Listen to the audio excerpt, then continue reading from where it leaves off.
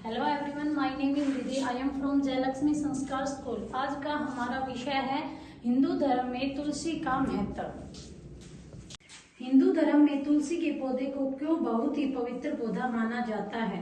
भगवान विष्णु, इस पौधे में साक्षात भगवान विष्णु और लक्ष्मी का वास होता है। तुलसी को विष्णु प्रिय भी कहा जाता है। भगवान विष्णु तुलसी पत्र के बिना किसी प्रकार का भोग स्वीकार नहीं करते, इसलिए जो मनुष्य तुलसी की पूजा करते हैं वह कभी दरिंदगी नहीं रहती, उसकी कभी भी दुर्गति नहीं होती। ऐसा मनुष्य घोर पाप करने पर भी नरक में नहीं जाता। तुलसी को मात्र जल देने से क्या फल मिलता है, यह जानते हैं इस महान कथा के माध्यम से।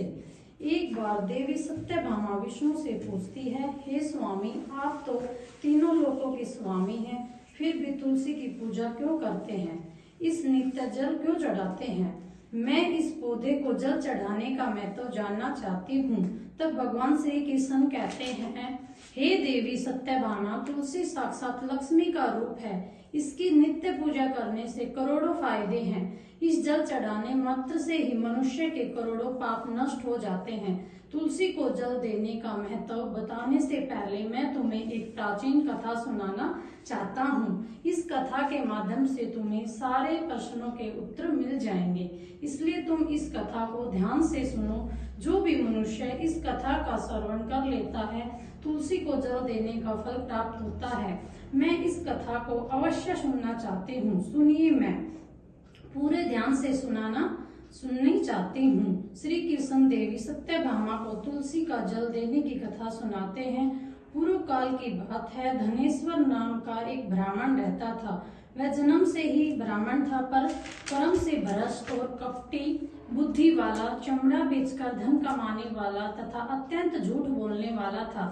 उसका मन हमेशा बुरे काम करने में लगा रहता था। वह चोरी वैश्यागमन में व्यस्त रहता था।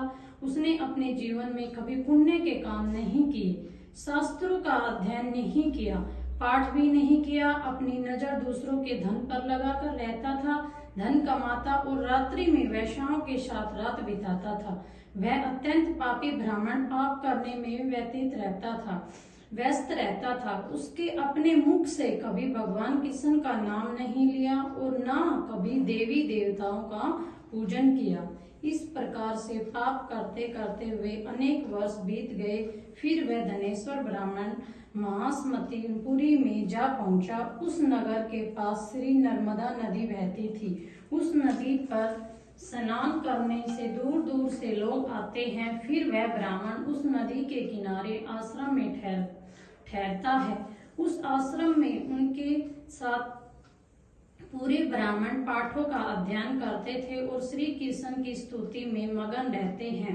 वह पाखंडी धनेश्वर ढोंगी करता हुआ उन विद्वानों के साथ रह के उसी श्री हरि विष्णु के नाम सुनने का अवसर मिलता था। उस स्थान पर 1 महीने तक रुके हुए उन लोगों के स्थान पर 1 महीने तक रुका आए हुए लोगों को गायों का भोजन कराया। तो उस पापी ब्राह्मण ने गायों को भोजन कराया, उनके साथ बैठकर भोजन प्रसाद ग्रहण किया। वहीं पर उस आश्रम में एक तुलसी का पौधा था। वह ब्राह्मण अनजाने में ही तुलसी के पौधे में पानी डालता था।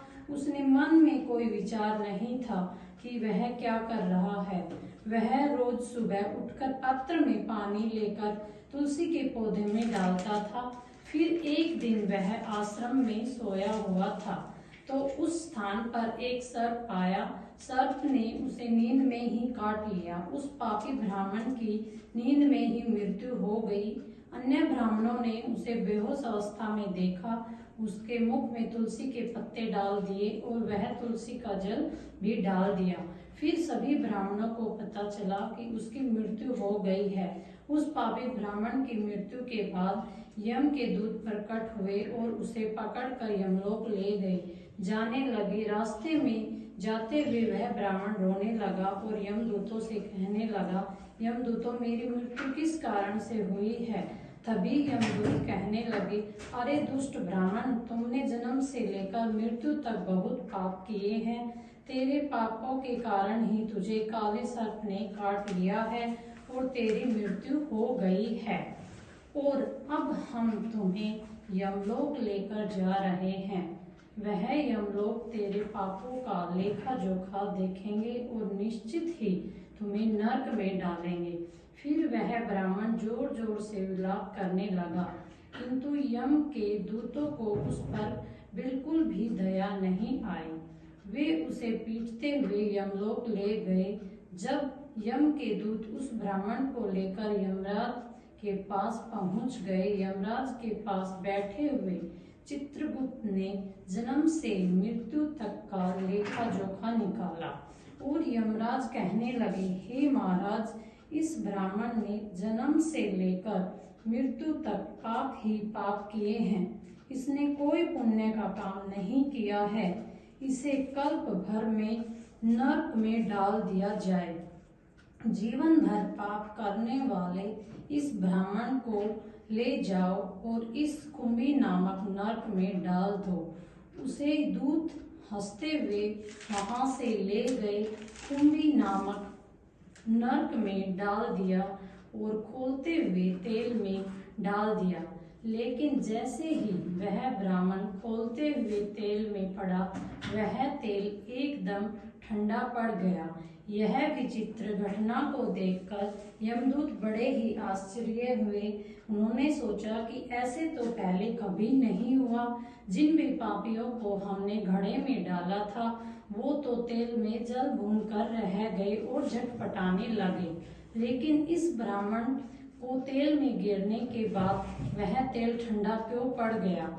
इस आश्चर्य की बात को सुनते हुए वो अपने यमदूत के पास गए और यमदूत महाराज से कहने लगे, हे महाराज, हमने तो आज एक नरक में विचित्र ही घटना देखी है कि जिस ब्राह्मण ने सारे पाप किए हैं, वो ब्राह्मण को तेल में डालने के बाद भी वह ब्राह्मण तेल से जला भुना नहीं, वह तो बिल्कुल ही ठंडा पड़ गया है। इसलिए कहा जाता है कि उसने कुछ दिन तक तुलसी में पानी दिया था और क्या किया था, गायों की सेवा की थी, भूखों को खाना खिलाया था। तो हमें अपने गंदे काम करने के बाद भी अगर हम कुछ ऐसे काम कर देते हैं, उनका भी हमें बहुत ही लाभ मिलता है। अगर आपको हमारी वीडियो अच्छी लगती है तो लाइक एंड सब्सक्राइब करें। ऐसे ही हम नई नई न्यूज़ लाते रहेंगे हमारे चैनल पर। Thank you.